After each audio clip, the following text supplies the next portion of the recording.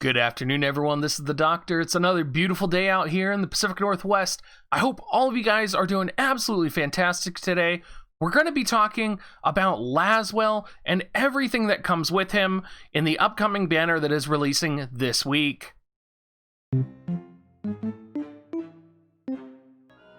So a lot of you guys know that Lasswell is going to be coming out here on the banner this upcoming week. And so we're going to do a quick character profile and just go over everything you need to know in terms of Lasswell. Probably the first thing you need to know is he is an ice elemental unit. And unfortunately, he is ice element. We have a ton of ice elemental units, it feels like, and he's going to be no exception. His primary job is Knight of Grandshelt. He also has Sub Dragoon and Sub Samurai. He can equip armor, hat, cloth, and accessory.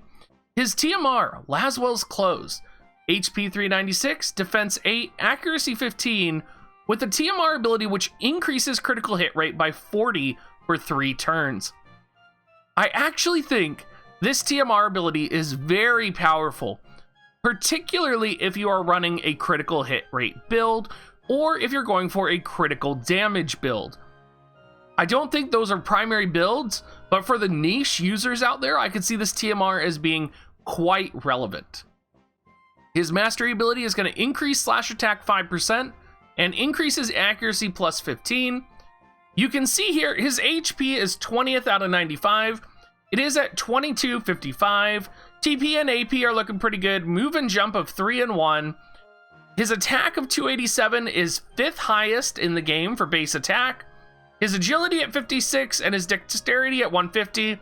Surprisingly too, his base luck is really high. So it's going to be 7th out of 95.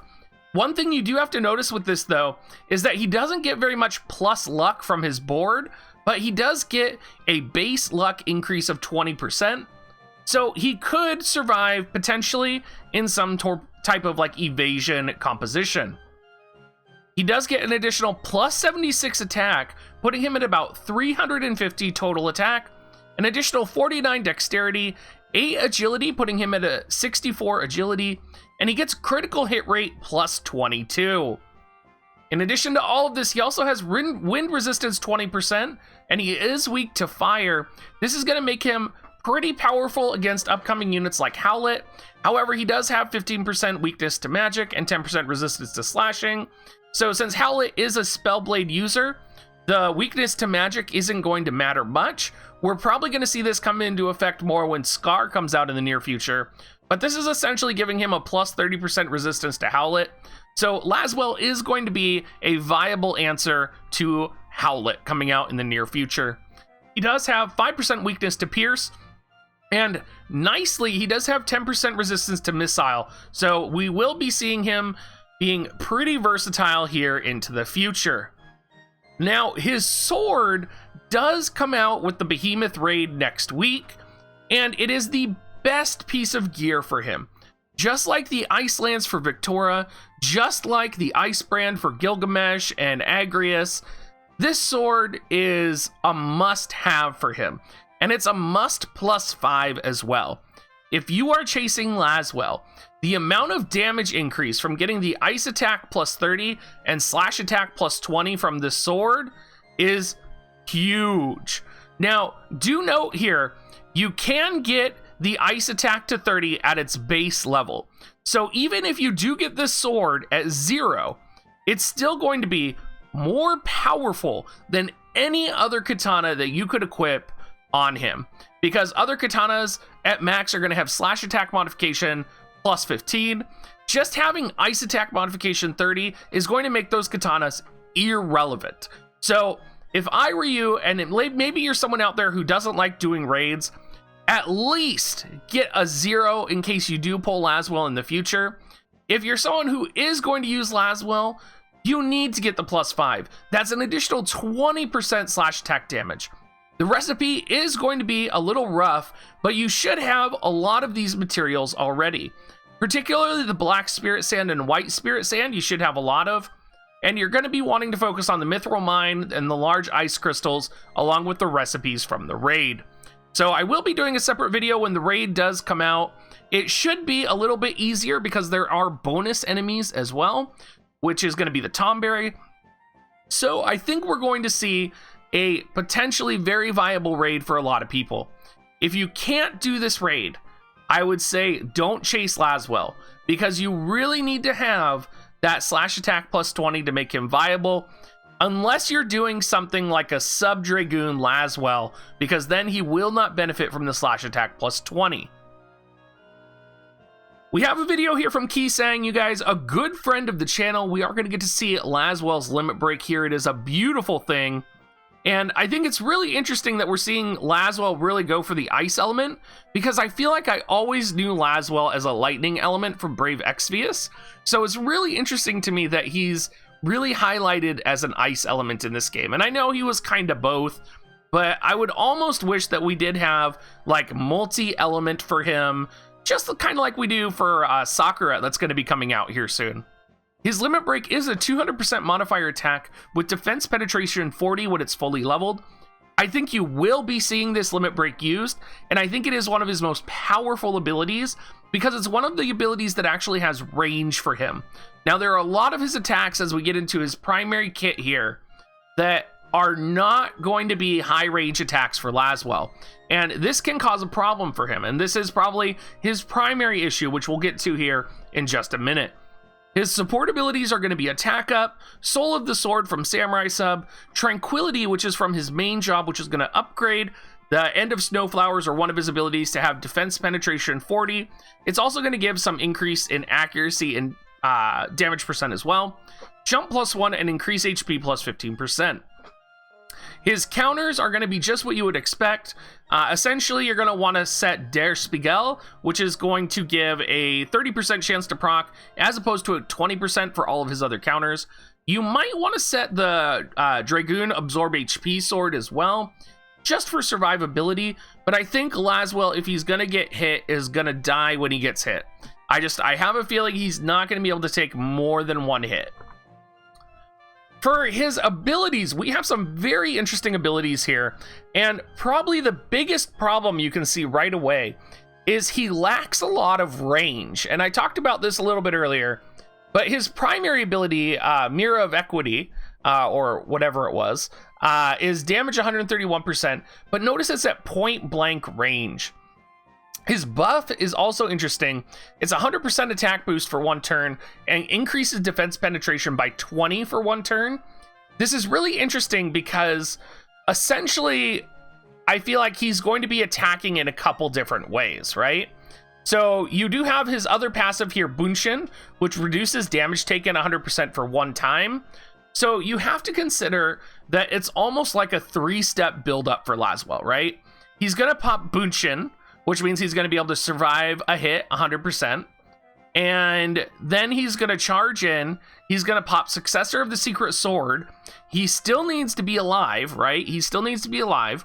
Or he's either going to attack the enemy with one of his range techniques, or he's going to use Successor of the Secret Sword and then follow up with a point-blank, high-power, defense-penetrating attack. And honestly, I think it might be better to actually turn off, potentially, Successor of the Secret Sword. And I think the reason I'm thinking that is because the power of Revitalize from Ziza's TMR or Oldoa's TMR is going to be significantly more powerful than a one-turn buff on Lasswell.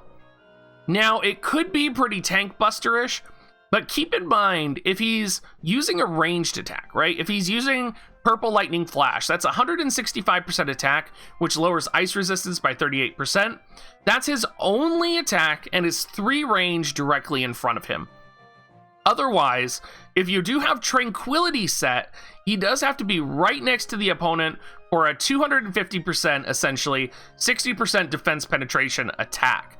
And there are a lot of times now where I feel like you can't get close enough to the opponent without either suffering from stop or some other status ailment, or either getting one-shot and killed. So it'll be interesting to see how people utilize Bunshin. It'll be interesting to see if Lasswell is actually able to get close enough to use the End of a Snowflower's ability, or if he's just going to pop off with his limit break right away, and if he's going to use purple lightning flash. I think honestly, if I were running Lasswell, I would probably turn off Successor of the Secret Sword and run his limit break, followed up with potentially purple lightning flash. That's what I'm thinking. I know there's probably a lot of people out there who think differently, and it'll be interesting to see if maybe we have an evasive Lasswell, kind of like Venera, because if we do run Lasswell with evasion, plus the combination of Bunshin, he is going to be able to get pretty close to the enemies, in which case I could see him being able to pop off this ability.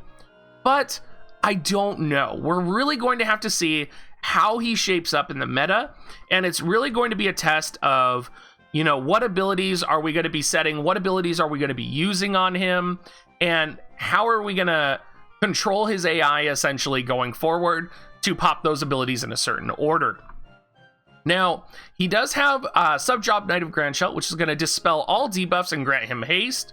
I could actually see this being pretty powerful, and if you did want him to have a ranged attack, subbing Knight of Grandshell actually would be my recommendation, because he does have access to Ice Storm, which is going to be a 2-hit AoE range technique.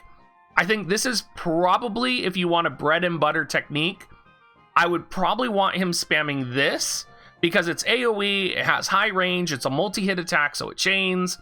I could see this being really good. So I think there's going to be a lot of Knight of Grandshell subs for Lasswell out there, and I can see this being very viable. Sub Samurai, of course, is going to give access to Hien and the typical Samurai abilities. Of course, he's going to get access to Illusion, which is going to be important. And an important note as well, if you are going for like a critical hit rate build Lasswell and you're out there, Sub Samurai does also give him access to Dedication, which is plus 15 critical hit. And finally, he has Sub Dragoon. And Sub Dragoon is for those people who don't want to build the plus 5 purple sword, essentially. I would imagine, if you're crazy like me, the crazy people out there who want to run Pierce metas would run Lasswell Sub Dragoon.